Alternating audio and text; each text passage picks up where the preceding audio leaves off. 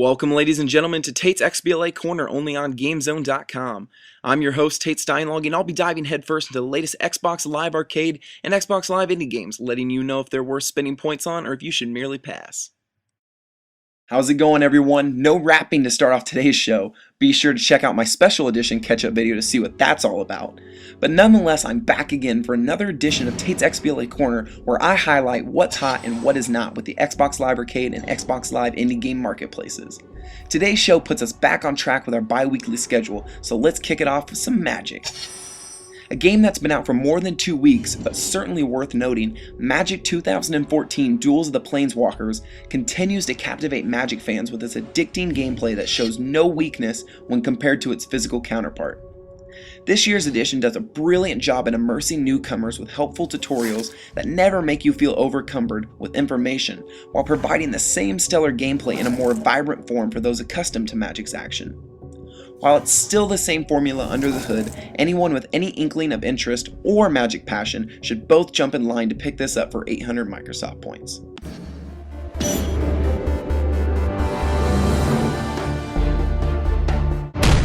Spartacus Legends, a game that released on the same day as Magic 2014, is up next. A free-to-play XBLA title, Legends features one-button combat in a time period where it was win or be eaten by a lion. Literally. Legends isn't necessarily a pretty game, nor a game with much gameplay substance, but it does feature a lengthy campaign mode that extends to online play where you can battle it out with your friends via Xbox Live.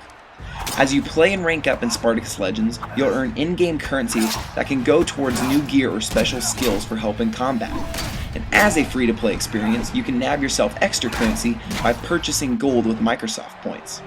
It's certainly not an outstanding game by any means, nor one that'll likely hold your attention for long, but at its price there's little reason to tell you to stay away completely.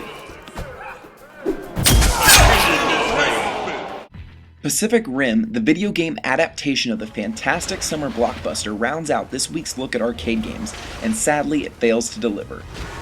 Be it unreliable, wonky controls that make you feel like you're legitimately piloting a Jaeger, or the invisible walls that get you stuck in the heat of combat, Pacific Rim stumbles far more than it flexes its cannons. It packs much of the same as Spartacus Legends in terms of fighting online to earn experience points that can go towards upgrading your Jaeger, but at 800 Microsoft points, Pacific Rim still stands as too much when you can scrounge for more viable options on the Xbox Live Arcade.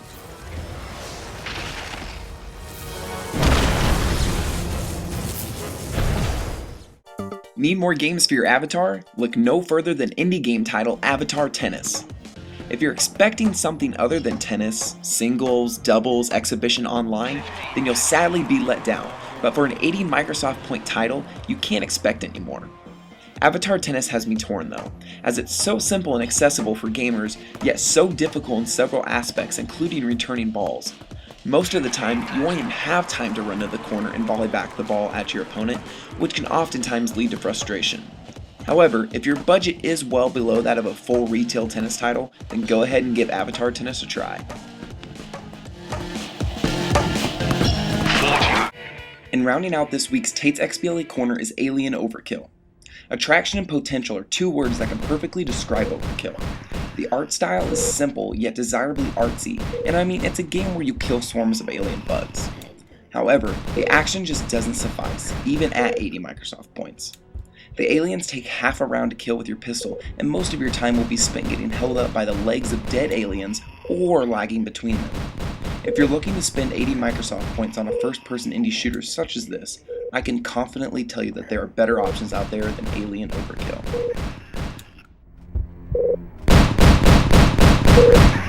That's going to do it for this week's edition of Tate's XBLA Corner. Remember, you can always find the latest gaming news, tricks, cheats, originals, and of course more of me on GameZone.com. Thanks for watching.